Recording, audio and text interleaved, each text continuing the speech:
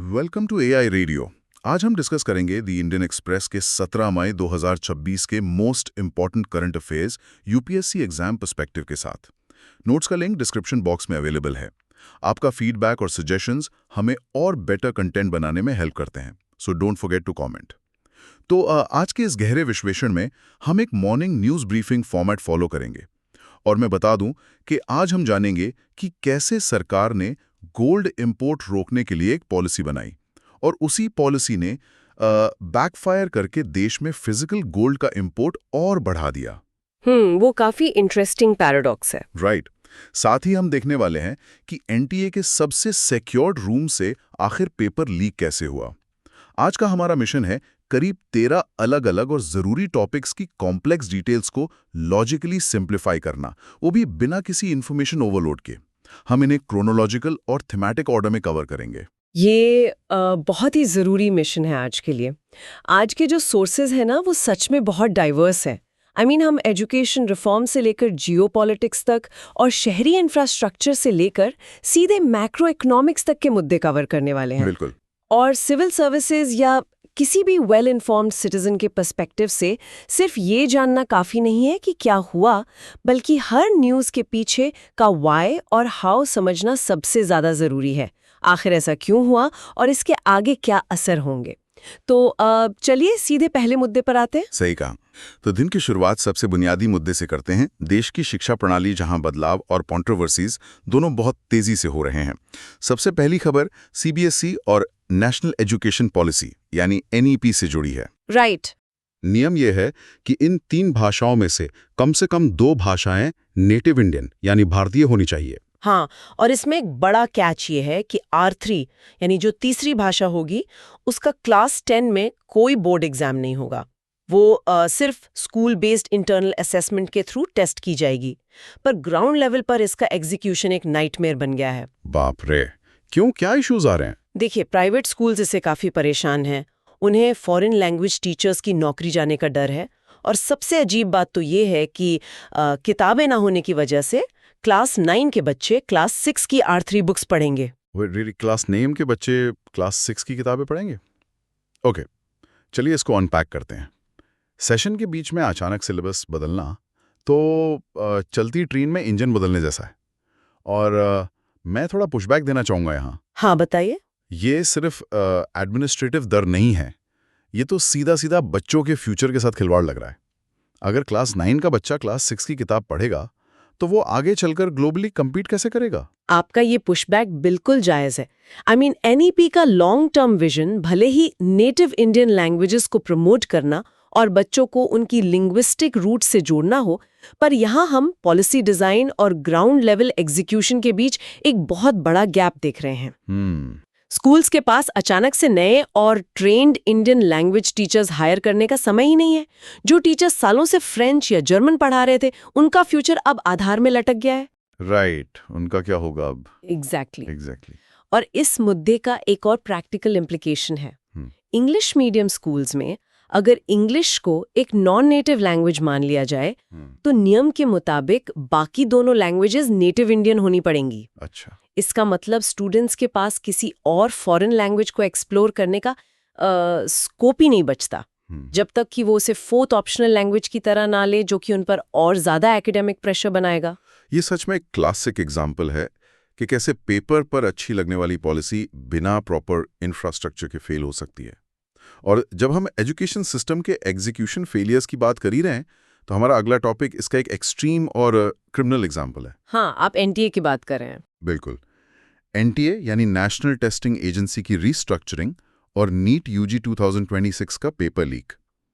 एक तरफ एनटीए को रीस्ट्रक्चर करने के लिए अब 2 जॉइंट सेक्रेटरीज और 2 जॉइंट डायरेक्टर्स अपॉइंट किए गए हैं, और आने वाले साल से एग्जाम्स प्योरली कंप्यूटर बेस्ड करने की बात हो रही है, जो कि एक जरूरी कदम है। हाँ, लेकिन दूसरी तरफ पेपर लीक की जो डिटेल आई है वो बहुत शॉकिंग है। सीबीआई ने पुणे के बॉटनी प्रोफेसर मनीषा मंधारे और retired chemistry professor PV Kulkarni को अरेस्ट किया है। और आपको पता है, इन्होंने 70 से 75 स्टूडेंट्स के साथ करीब 2.5 से 3 लाख रुपए पर स्टूडेंट का डील किया था। एनटीए ने अब अपने पेपर सेटर्स और ट्रांसलेटर्स की पूरी लिस्ट सीबीआई को सौंप दी है। ये बहुत बड़ा नंबर है। वही तो, मुझे ये समझ नहीं आ रहा कि इतने लेयर्स ऑफ सिक्योरिटी के बाद एक नेशनल लेवल का एग्जाम सिस्टम इतनी आसानी से कॉम्प्रोमाइज कैसे हो गया? देखिए, ये सीधे तौर पर एक प्रोटोकॉल फेलियर है जो ह्यूमन ग्रीड की वजह से हुआ। एनटीए ने 2024 के विवादों के बाद अपने फिजिकल सिक्योरिटी प्रोटोकॉल्स बहुत स्ट्रिक्ट कर दिए थे। जैसे कि पेपर सेटर्स को अकूस्टिकली इंसुलेटेड रूम्स में रखना, जहां बाहर की कोई आवाज ना आ सके, और उस रूम में इंटरनेट का जीरो एक्सेस होना। पर सिस्टम को चलाने वाले तो इंसान ही होते हैं ना। यहाँ एक सब्जेक्ट एक्सपर्ट जिसे खुद एनटीए ने भरोसा करके अपॉइंट किया था, वही इनसाइडर थ्रेट बन गया। उसने फिजिकली अपने एक्सेस का फायदा उठाया, प्रोटोकॉल्स को बायपास करके क्वेश्चंस डिक्टेट करवाए और प्राइवेट कोचिंग सेंटर्स के नेटवर्क के थ्रू लाखों रुपए कमाए। ओह वाओ, तो ये सब अंदर से हुआ? बिल्कुल। इसलिए एनटीए का स्ट्रक्चरल ओवरहॉल किया जा रहा है। नए जॉइंट सेक्रेटरीज लाना और एग्जाम्स को कंप्यूटर बेस्ड करना असल में एग्जाम क्रिएशन और डिस्ट्रीब्यूशन से ह्यूमन इंटरवेंशन को कंप्लीटली हटाने की एक कोशिश है। और इस ह्यूमन इंटरवेंशन और अकाउंटेबिलिटी की कमी पर जुडिशरी का क्या रुख है, ये हमारे अगले पॉइंट से साफ होता है। दिल्ली कोर्ट ने सीबीआई को कड़ी फटकार लगाई है। किस मामले में? क्योंकि एजेंसी ने 2024 UGC net paper leak case बंद कर दिया था। और हैरानी की बात यह है कि सीबीआई की खुद की फाइंडिंग थी कि उस लीक में स्टूडेंट से पैसे लिए गए थे, फिर भी केस क्लोज कर दिया गया। एक तरफ नए अरेस्ट्स हो रहे हैं और दूसरी तरफ पुराने केसेस बिना किसी सजा के बंद हो रहे हैं। ये स्टूडेंट्स के विश्वास को कितना तोड़ता होगा। सही कहा। कोर्ट की ये फटकार ध्यान देने लायक है, क्योंकि ये एक बड़ी एडमिनिस्ट्रेटिव वीकनेस को उजागर करती है। अगर एजेंसीज एस्टैब्लिश्ड लीक्स पर फाइनल कन्विक्शन नहीं ला पाती हैं, तो नए स्ट्रिक्ट प्रोटोकॉल्स का जो डर होता है ना, वो ग्राउंड लेवल पर खत्म हो जाता है। जब तक अकाउंटेबिलिटी इन्फोर्स नहीं होगी, सिर्फ नए डायरेक्टर्स अपॉइंट करने से सिस्टम लीक प्रूफ नहीं बन सकता। एग्जैक्टली। शिक्षा प्रणाली की इन खामियों से निकलकर अब कानून और समाज के धरातल पर चलते हैं, जहां इतिहास और वर्तमान के लॉज आपस में टकरा रहे हैं। हमारा अगला मुद्दा मध्य प्रदेश के भोजशाला कामल मौला कॉम्प्लेक्स डिस्प्यूट का है। हाँ, ये केस काफी लंबे समय से चल रहा है। राइट। तो मध्य प्रदेश हाई कोर्ट ने हाल ही में डिसाइड किया है कि धार स्थित इस कॉम्प्लेक्स का रिलीजियस कैरेक्टर भोजशाला यानी गॉडेस वाग्देवी का मंदिर है। इसके साथ ही कोर्ट ने आर्कियोलॉजिकल सर्वे ऑफ इंडिया यानी एएसआई के 2003 के उस अरेंजमेंट को रद्द कर दिया है, जिसमें दोनों कम्युनिटीज वर्शिप करती थी। हाँ, वही, जिसमें हिंदूज मंगलवार को पूजा करते थे और मुस्लिम्स जुम्मे को नमाज पढ़ते थे। अब वहां मुस्लिम्स नमाज नहीं पढ़ पाएंगे और हाई कोर्ट ने स्टेट गवर्नमेंट को निर्देश दिया है कि नमाज के लिए किसी और जगह पर जमीन मुहैया कराई जाए। All India Muslim personal law board यानी AMPLB ने घोषणा की है कि वो इस फैसले को सुप्रीम कोर्ट में चैलेंज करेंगे, इस आधार पर कि ये फैसला प्लेसेस ऑफ वर्शिप एक्ट 1991 के खिलाफ है। यहां मैं सुनने वालों को क्लियर कर दूं कि इस विश्लेषण में हमारा उद्देश्य सिर्फ इन लीगली डॉक्यूमेंटेड फैक्ट्स को रिपोर्ट करना है। बिल्कुल। हम किसी भी पक्ष या विचारधारा का समर्थन नहीं कर रहे हैं, हम इसको प्योरली कॉन्स्टिट्यूशनल और यूपीएससी पर्सपेक्टिव से देख रहे हैं। और यहाँ सबसे फैसिनेटिंग बात यह है कि ये पूरा केस एक लीगल पैराडॉक्स बन गया है। कैसे? प्लेसेस ऑफ वर्शिप एक्ट 1991 का कोर लीगल प्रेमिस ये है कि 15 अगस्त 1947 को किसी भी रिलीजियस साइट का जो भी कैरेक्टर था उसको लीगली लॉक कर दिया जाएगा और वही मेंटेन किया जाएगा। AMPLB का पूरा आर्ग्यूमेंट इसी एक्ट पर बेस्ड है। राइट, 1947 वाली कट ऑफ डेट। एग्जैक्टली। लेकिन दूसरी तरफ हाई कोर्ट ने ASI की reports, archaeological surveys, historical records और इंस्क्रिप्शंस पर रिलाई करते हुए इसका रिलीजियस कैरेक्टर डिफाइन किया है। यूपीएससी और लीगल स्टडीज के पर्सपेक्टिव से ये एक लैंडमार्क केस बनने वाला है, क्योंकि सुप्रीम कोर्ट को अब ये तय करना होगा कि क्या साइंटिफिक और हिस्टोरिकल एविडेंस, जैसे कि ASI की रिपोर्ट, एक स्टैट्यूटरी लॉ की 1947 वाली कट ऑफ डेट को ओवरराइड कर सकते हैं। ये कानून और इतिहास का एक बहुत बड़ा क्लैश है। वाकई, कानून और समाज का एक और बहुत ही दर्दनाक क्लैश जम्मू एंड कश्मीर से सामने आया है, जो अब एक ह्यूमैनिटेरियन क्राइसिस बन चुका है। JNK के LG मनोज सिन्हा ने नार्को टेरर के खिलाफ 1 महीने का बेहद एग्रेसिव कैंपेन चलाया है। हालात बहुत खराब है वहां ग्राउंड पर। हाँ, इस साल NDPS एक्ट यानी narcotic drugs and psychotropic substances act के सख्त कानून के तहत 1400 लोग अरेस्ट हुए हैं। इसमें से 800 तो सिर्फ पिछले 1 महीने में पकड़े गए हैं। ग्राउंड रियलिटी इतनी भयानक है कि परिवार वाले खुद आकर पुलिस से अपने बच्चों को अरेस्ट करने की भीख मांग रहे हैं, बाप रे। क्योंकि वो उनकी एडिक्शन को घर पर हैंडल नहीं कर पा रहे। हालात ये हैं कि एडमिनिस्ट्रेशन ने हर हेल्थ फैसिलिटी में एडिक्शन विक्टिम्स के लिए कम से कम 1 बेड रिजर्व कर दिया है। एलजी ने क्लियर किया है कि इन ड्रग्स से होने वाली ब्लैक मनी की कमाई सीधे आतंकवाद को फंड करती है। एक परिवार के लिए अपने ही बच्चे को जेल भेजना, ये हेल्पलेसनेस बहुत ट्रैजिक है। ये ट्रेजेडी एक डीपली इंजीनियर्ड प्रॉक्सी वॉर का नतीजा है। नार्को टेररिज्म को सिर्फ एक लॉ एंड ऑर्डर या नशे की प्रॉब्लम की तरह नहीं देखा जा सकता। ये एक पैरेलल इकोनॉमी क्रिएट करने का टूल है। टूल कैसे? मैकेनिज्म क्या है इसका? मैकेनिज्म कुछ इस तरह काम करता है कि बॉर्डर के उस पार से जेएनके में ड्रग्स पुश किए जाते हैं। यहाँ का यूथ उस एडिक्शन का शिकार होता है और फिर उस ड्रग ट्रेड में एज अ पेडलर इन्वॉल्व हो जाता है। उस नेटवर्क से जो पैसा बनता है वो क्रॉस बॉर्डर टेरर आउटफिट्स को फंड करने के काम आता है। हाँ, समझ गए। एक विशेष साइकिल बन गई है। हाँ, एडमिनिस्ट्रेशन ने तंगधार और किरान जैसे फॉरवर्ड एरियाज को इन ड्रग्स के एंट्री पॉइंट्स के रूप में आइडेंटिफाई किया है। हर हेल्थ सेंटर में बेड्स रिजर्व करने का फैसला बताता है कि सरकार इसे आतंकवाद के साथ साथ एक मैसिव पब्लिक हेल्थ इमरजेंसी मान रही है। राइट। अरेस्ट्स नेटवर्क को तोड़ने के लिए हैं, पर रिहैबिलिटेशन बेड्स उस सोसाइटी को बचाने के लिए हैं। पब्लिक हेल्थ इमरजेंसी से जुड़ी एक और दिल तोड़ने वाली घटना झारखंड से आई है, जो मेडिकल नेग्लिजेंस और सामाजिक असंवेदनशीलता दोनों का सबूत है। ओह, वो वेस्ट सिंहभूम वाला केस। झारखंड हाईकोर्ट ने डिस्ट्रिक्ट लीगल सर्विस अथॉरिटी यानी डीएलएसए को सख्त निर्देश दिया है कि वेस्ट सिंहभूम में एचआईवी इन्फेक्टेड बच्चों के खिलाफ जो सोशल स्टिग्मा चल रहा है उसे तुरंत रोका जाए। अब ये बच्चे एचआईवी इन्फेक्टेड कैसे हुए? ये थैलेसीमिया के मरीज हैं जिन्हें जिंदा रहने के लिए रेगुलर ब्लड ट्रांसफ्यूजन चाहिए होता है। उसी इलाज के दौरान गलत ब्लड ट्रांसफ्यूजन से इन्हें एचआईवी इन्फेक्शन हो गया। अब हॉस्पिटल इन परिवारों को मंथली फूड बास्केट्स तो दे रहा है, पर उन्हें गांव से हॉस्पिटल आने जाने में भारी परेशानी होती है। और सबसे बुरी बात, गांव में बॉयकॉट की वजह से इन बच्चों की पढ़ाई छूट चुकी है। जब मेडिकल नेग्लिजेंस और सोसाइटल इग्नोरेंस एक साथ आते हैं ना, तो ऐसी ही स्थिति बनती है। थैलेसीमिया पेशेंट्स के लिए blood screening protocols life and death का मैटर होते हैं। ब्लड बैंक्स में ऐसी चूक होना पूरे हेल्थ केयर प्रोटोकॉल पर सवाल उठाता है। सही बात है। दूसरी तरफ गांव वालों का इन बच्चों को बॉयकॉट करना ये दिखाता है कि एचआईवी को लेकर इन्फॉर्मेशन डिफिसिट आज भी कितना बड़ा है। हाई कोर्ट ने डीएलएसए और लोकल हेडमैन को इन्वॉल्व करके बिल्कुल सही किया है। हाँ, अवेयरनेस जरूरी है वहाँ पे। एग्जैक्टली। इस एक्शन का कोर मैसेज ये है कि सिर्फ राशन या दवाई दे देना राइट टू हेल्थ नहीं है। जब तक उस मरीज का राइट टू डिग्निटी सिक्योर नहीं होता, पब्लिक हेल्थ पॉलिसीज अधूरी हैं।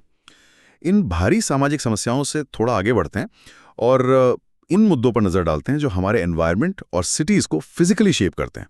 पहली खबर मौसम विभाग से है। साउथ वेस्ट मानसून ने इस बार जल्दी दस्तक दे दी है। अच्छा, कितनी जल्दी? 16 मई को ही monsoon Andaman and Nicobar, bay of Bengal और अरेबियन सी में पहुंच चुका है। ये नॉर्मल डेट से करीब 6 दिन पहले हैं। उम्मीद है कि केरला में भी मानसून 26 मई तक हिट कर जाएगा। तो अर्ली मानसून किसानों और एग्रीकल्चरल सेक्टर के लिए तो लाइफलाइन है, पर शहरी प्रशासन के लिए ये एक टिकिंग टाइम बॉम्ब बन जाता है। सही कहा, क्योंकि अर्ली बारिश का सीधा मतलब है कि अथॉरिटीज के पास ड्रेन्स की सफाई और इंफ्रास्ट्रक्चर रेडी करने का टाइम कम था। इसलिए शहरों में वाटर लॉगिंग होना तय माना जाता है। और इसी वाटर लॉगिंग और इंफ्रास्ट्रक्चर क्राइसिस को सॉल्व करने के लिए नए इंजीनियरिंग तरीके अपनाए जा रहे हैं। दिल्ली पीडब्ल्यूडी ने नरेला बावाना रोड पर 55 करोड़ रुपए का प्रीकास्ट आरसीसी ड्रेन प्रोजेक्ट शुरू किया है। आरसीसी यानी रीइंफोर्स सीमेंट कंक्रीट। ओके, तो प्रीकास्ट का मेन फायदा क्या होगा यहाँ? इसमें प्रीकास्ट टेक्नोलॉजी का यूज हो रहा है। अब सुनने वालों के लिए बता दूं, इसको एक जाइंट लेगो सेट की तरह सोचिए। ये कंक्रीट के ब्लॉक्स सड़क पर नहीं बनते, बल्कि फैक्ट्री में पहले से बन जाते हैं। समझ गई। इसका फायदा ये है कि सड़क पर महीनों तक मिट्टी, सीमेंट और धूल नहीं उड़ती, जो दिल्ली के एयर पोल्यूशन के लिए एक बड़ा रिलीफ है। बस क्रेन से लाया और फिट कर दिया। दूसरी तरफ गुड़गांव जीएमडीए ने अर्बन बायोस्फेल्स यानी ग्रीन ड्रेन्स का इनिशिएटिव लिया है। उन्होंने अपनी ग्रीन बेल्ट्स को रोड लेवल से थोड़ा नीचे कर दिया है। देखिए, गुड़गांव का ये अर्बन बायोस्फेल्स इनिशिएटिव ट्रेडिशनल इंजीनियरिंग से एक कदम आगे की चीज है। वो कैसे? नॉर्मल नालियां सिर्फ पानी को एक जगह से दूसरी जगह शिफ्ट करती हैं, लेकिन बायोस्वेल्स क्लाइमेट रेजिलियंस का हिस्सा है। जब रोड से थोड़ा नीचे ग्रीन बेल्ट होती है तो सरफेस वाटर नेचुरली फ्लो करके मिट्टी और पौधों में जाता है। ओह, यानी नेचुरल ड्रेनेज। एग्जैक्टली। इससे ना सिर्फ सड़क पर वाटर लॉगिंग रुकती है, बल्कि वो पानी नेचुरली फिल्टर होकर जमीन के अंदर जाता है और ग्राउंड वाटर रिचार्ज करता है। दिल्ली का प्रीकास्ट सिस्टम स्पीड और पोल्यूशन कंट्रोल के लिए है, जबकि गुड़गांव का model nature based solution and engineering का एक शानदार ब्लेंड है। अच्छा, मॉनसून और बेहतर शहरी इंफ्रास्ट्रक्चर आखिरकार देश की इकोनॉमी का ही बेस बनाते हैं। तो चलिए अब सीधे मैक्रो इकोनॉमिक्स, ट्रेड और टेक पॉलिसीज पर फोकस करते हैं। पहले बात ग्लोबल ट्रेड की। जी। ब्रिक्स नेशंस के बीच आपस का व्यापार यानी इंट्रा ब्रिक्स ट्रेड 2003 में सिर्फ $84 बिलियन था, जो 2024 में बढ़कर $1.17 ट्रिलियन हो गया है। ये 13 गुना बड़ा इजाफा है। पर इंटरेस्टिंग बात यह है कि 13 टाइम्स ग्रोथ के बावजूद ये फिगर्स ग्लोबल ट्रेड का सिर्फ 5% ही हैं। That is interesting. और इंडिया ने अब चौथी बार ब्रिक्स की चेयरशिप संभाली है। ब्रिक्स का डेटा एक साथ दो चीजें दिखाता है, मैसिव पोटेंशियल और करंट लिमिटेशन। 13 टाइम्स ग्रोथ साबित करती है कि इन इमर्जिंग इकोनॉमीज ने आपस में ट्रस्ट बिल्ड किया है। राइट। पर ग्लोबल शेयर का सिर्फ 5% होना ये उजागर करता है कि इन देशों के बीच सप्लाई चेन इंटीग्रेशन अभी भी वीक है। ये ज्यादा ट्रेड अभी भी वेस्टर्न कंट्रीज के साथ ही कर रहे हैं। इंडिया के चेयरशिप के दौरान पेमेंट सिस्टम्स और लोकल करेंसी ट्रेड पर पुश इस 5% के आंकड़े को बढ़ाने के लिए ही होगा। ट्रेड की इस ग्लोबल तस्वीर से निकलकर अगर हम इस मुद्दे पर आएं कि इंडिया खुद को सप्लाई चेन्स में आत्मनिर्भर कैसे बना रहा है, तो टेक सेक्टर से एक बहुत बड़ी खबर है। टाटा इलेक्ट्रॉनिक्स ने डच कंपनी ASML के साथ एक मेजर पार्टनरशिप की है। ASML, ये तो बहुत बड़ी डेवलपमेंट है। हाँ, ये पार्टनरशिप धोलेरा, गुजरात में टाटा की 300 mm यानी 12 इंच सेमीकंडक्टर फैब एस्टैब्लिश करने में मदद करेगी। ASML एडवांस लिथोग्राफी मशीन्स बनाती है। आसान भाषा में कहें तो ये वो अल्ट्रा प्रिसाइज मशीन्स हैं जो सिलिकॉन वेफर्स पर माइक्रोस्कोपिक सर्किट्स प्रिंट करती हैं। ये डील सेमीकंडक्टर इंडस्ट्री में एक मॉन्यूमेंटल माइलस्टोन है। ASML दुनिया की अकेली ऐसी कंपनी है जिसके पास एडवांस एक्सट्रीम UVV यानी EUV लिथोग्राफी मशीन्स बनाने की मोनोपोली है। मोनोपोली मतलब और कोई नहीं बनाता? नहीं, और इसके बिना मॉडर्न हाई स्पीड माइक्रोचिप्स बनाना इम्पॉसिबल है। ASML का डायरेक्ट तौर पर धोलेरा प्रोजेक्ट से जुड़ना ये इंश्योर करता है कि इंडिया इंडिजिनस सेमीकंडक्टर मैन्युफैक्चरिंग में पहले दिन से ही ग्लोबली कंपेटिटिव टेक्नोलॉजी यूज करेगा। टेक और इनोवेशन के इस दौर में एक बड़ा झटका AI प्राइवेसी को लेकर भी देखने मिल रहा है। एप्पल और OpenAI के बीच टेंशन बढ़ रही है। हालात ये हैं कि OpenAI अब एप्पल पर ब्रीच ऑफ कॉन्ट्रैक्ट का लॉसूट फाइल करने का विचार कर रहा है। OpenAI और एप्पल के बीच रीजन क्या है? एप्पल ने दरअसल गूगल के साथ एक डील फाइनल की है, जिसमें गूगल का जेमिनी AI उनके नेक्स्ट जेन सिरी को पावर करेगा, जो आने वाले iOS 26.4 अपडेट में आएगा। और प्राइवेसी मेंटेन करने के लिए एप्पल प्राइवेट क्लाउड कंप्यूट का इस्तेमाल करेगा। देखिए, ये बिग टेक कंपनीज की AI डोमिनेंस की वॉर है। एप्पल हमेशा अपनी ऑन डिवाइस प्राइवेसी के लिए जाना जाता है, जहां डेटा फोन से बाहर नहीं जाता। हाँ, उनका सबसे बड़ा सेलिंग पॉइंट वही है। बिल्कुल, लेकिन जेनरेटिव AI और हेवी लैंग्वेज मॉडल्स को चलाने के लिए फोन की प्रोसेसिंग पावर काफी नहीं होती, उन्हें क्लाउड की जरूरत होती है। यहाँ प्राइवेसी कॉम्प्रोमाइज हो सकती थी, इसलिए एप्पल प्राइवेट क्लाउड कंप्यूट लाया। तो इसमें अलग क्या है? इस मैकेनिज्म में यूजर का डेटा स्ट्रिक्टली एक इनक्रिप्टेड क्लाउड पर जाएगा, क्वेरी प्रोसेस होगी और फिर परमानेंटली डिलीट हो जाएगा बिना गूगल या किसी और को मिले। OpenAI को रिप्लेस करके गूगल को लाना और साथ में ये क्लाउड प्राइवेसी लेयर ऐड करना AI इंटीग्रेशन का एक कंप्लीटली नया चैप्टर है। इकोनॉमी की तरफ वापस आते हुए चलिए उस पैराडॉक्स पर चलते हैं जिसका मैंने एपिसोड के स्टार्ट में जिक्र किया था। ये पॉलिसी बैकफायर की एक बहुत दिलचस्प केस स्टडी है। पूरा ध्यान यहाँ लगाइएगा। हाँ, the gold and silver paradox. Yes, सरकार ने अचानक डोमेस्टिक कंजम्पशन के लिए सिल्वर इंपोर्ट्स पर रोक लगा दी है। अब सिल्वर इंपोर्ट करने के लिए प्रायर अप्रूवल चाहिए। इसका रीजन ये था कि अप्रैल में सिल्वर इंपोर्ट 157% बढ़कर $411 मिलियन तक चला गया था, जो कि फॉरेक्स रिजर्व्स के लिए खतरनाक है। एग्जैक्टली। इससे पहले ही सरकार ने गोल्ड और सिल्वर पर कस्टम्स ड्यूटी 15% कर दी थी ताकि देश का फॉरेन एक्सचेंज यानी फॉरेक्स रिजर्व्स बचाया जा सके। अब दूसरी तरफ देखिए, एक स्कीम थी सॉवरेन गोल्ड बॉन्ड्स यानी SGBs। हाँ, काफी पॉपुलर थी। इसे सरकार ने 2024 में बंद कर दिया क्योंकि उस पर दिया जाने वाला इंटरेस्ट और उसकी फाइनल रिडेम्पशन कॉस्ट सरकार को बहुत महंगी पड़ रही थी। पर SGB बंद होने का मार्केट पर असर क्या हुआ? गोल्ड ETFs यानी एक्सचेंज ट्रेडेड फंड्स की डिमांड अचानक रॉकेट की तरह बढ़ गई। बाप रे। सिर्फ जन 2026 में ही ETFs के लिए 15.52 टन फिजिकल गोल्ड इंपोर्ट करना पड़ गया। So what does this all mean? SGB बंद करना तो पूरी तरह उल्टा पड़ गया लगता है।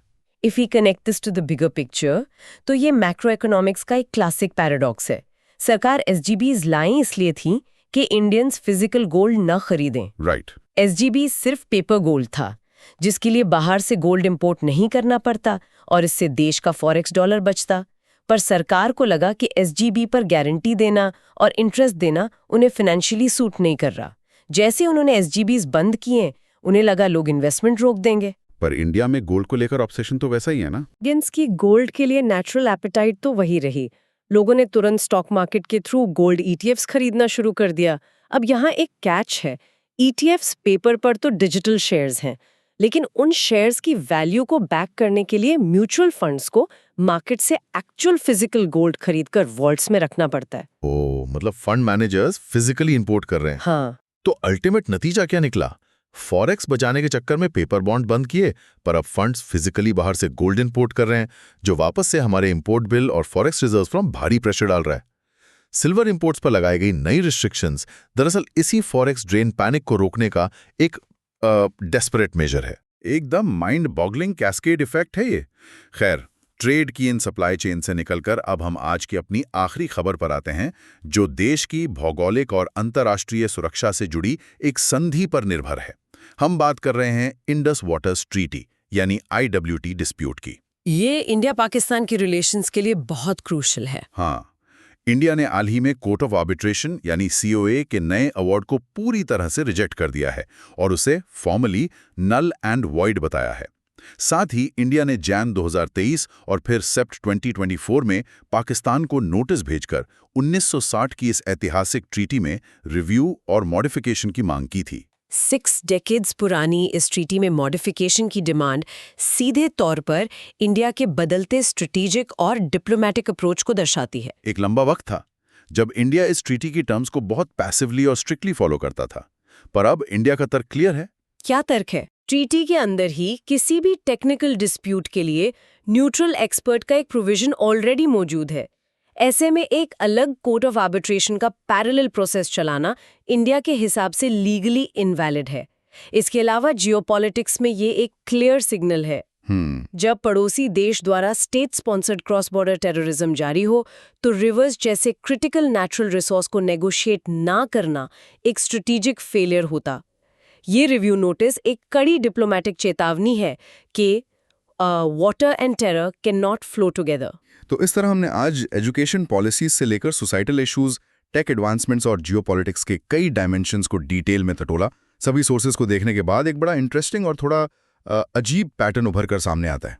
कैसा पैटर्न? एक तरफ हम एप्पल और गूगल के बीच ग्लोबल AI पार्टनरशिप्स होती देख रहे हैं, धोलेरा में माइक्रोस्कोपिक सेमीकंडक्टर्स बना रहे हैं और अपने अर्बन इंफ्रास्ट्रक्चर को प्रीकास्ट टेक्नोलॉजी से फ्यूचर प्रूफ कर रहे हैं। पर उसी वक्त दूसरी तरफ हमारे आपस के नेचुरल रिसोर्सेज जैसे नदियों का पानी और हमारी सोशल पॉलिसीज आज भी पिछली सदी के डिस्प्यूट्स में उलझे हुए हैं। ये कॉन्ट्रडिक्शन हमारे समय की सबसे मूल सच्चाई है। एक ही वक्त पर हम फ्यूचर की कटिंग एज टेक्नोलॉजी बिल्ड कर रहे हैं और पास्ट के बनाए कॉन्फ्लिक्ट्स और प्रेजुडिसेस को सॉल्व करने में फेस हुए हैं। बिल्कुल। इस सोच के साथ ही सुनने वालों के लिए आखिर में छोड़ जाते हैं एक यही सवाल। एक दिन आएगा जब हमारी AI परफेक्ट होगी और हमारी चिप्स दुनिया में सबसे फास्ट होंगी, पर क्या तकनीक की ये स्पीड हमारी ज़मीनी हकीकतों को और पीछे छोड़ देगी या इन कॉम्प्लेक्स सोशल और जियोपॉलिटिकल मुद्दों को सॉल्व करने में सच्चाई से मदद करेगी? इन टॉपिक्स पर अपनी रिसर्च और विश्लेषण जारी रखिए। आज की ये मॉर्निंग न्यूज़ ब्रीफिंग यहीं समाप्त होती है। हमारे साथ जुड़ने के लिए शुक्रिया।